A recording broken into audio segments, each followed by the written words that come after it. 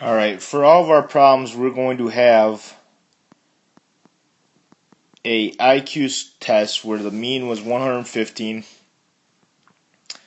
The standard deviation is 15 and n equals 40. And the parameter is going to be mu equals mean test scores for the students. So anytime we need to use anything from our section, we're going to come back to here. So when I do the math on a 95% confidence interval, I'm going to do x bar plus or minus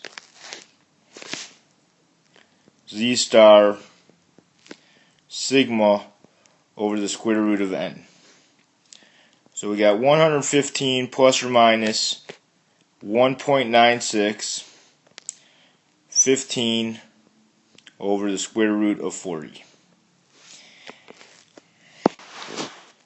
And so my confidence interval turns out to be from 110.4 or 0.35 to 119.65.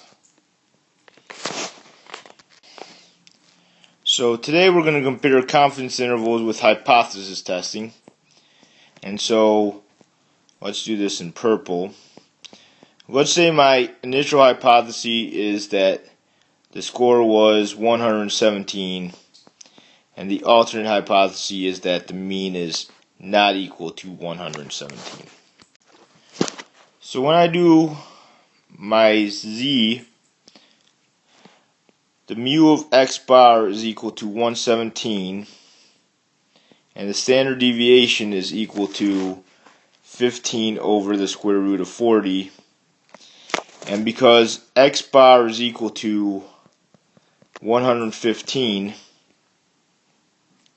I'm worried about that area over here, and actually it'll be a little bit more, and this area over here where x bar equals 115. So in order to find z, I'm going to do 115 minus 117 divided by 15 over the square root of 40. And that gets me an answer of negative 0.843. The probability that z is less than negative 0.843 or z is bigger than 0.843 means that my answer would turn out to be 0.393, which is definitely bigger than 0.05, which means that I fail to reject. Now, I would have known this going in because this 117 is inside 110.35 and 119.65. And due to the fact that the mean that I was testing is inside my confidence interval, I know that the answer is going to be fail to reject. Which means that if I pick something else, like, I don't know, h sub 0 equals mu equals 120, then I should fail, then I will reject. So let's try that one. So when I do this one, mean of x bar is equal to 120.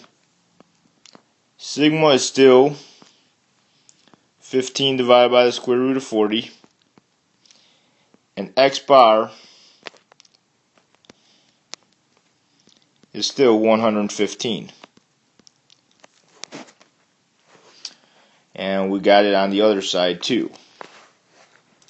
So when I do z equals 115 minus 120 divided by 15 over the square root of 40, I'm going to get negative 2.108.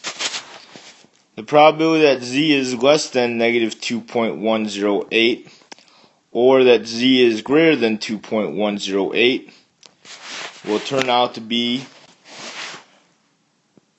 0.035, which is less than 0.05, which means I was right in predicting that I would reject H0 when I change H0 to be mu equals 120 versus the alternate of mu not equals 120. Now, if you notice, we only use this if we have mu is not equal to. If the alternate hypothesis is mu is less than 120, or if the alternate hypothesis is mu is greater than 120, then we can't use the confidence interval to help.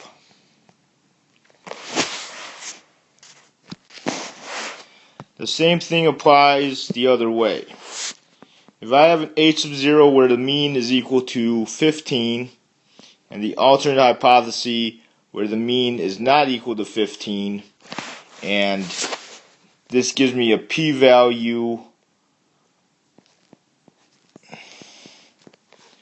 of 0.35, then 15 will not be in a 95% confidence interval because this is too small. However, 15 will be in a 99% confidence interval because if I take this number and add it to this number, it would be over 100%. And that's the way we can tell by the p-value whether a number will be in the confidence interval or not in the confidence interval.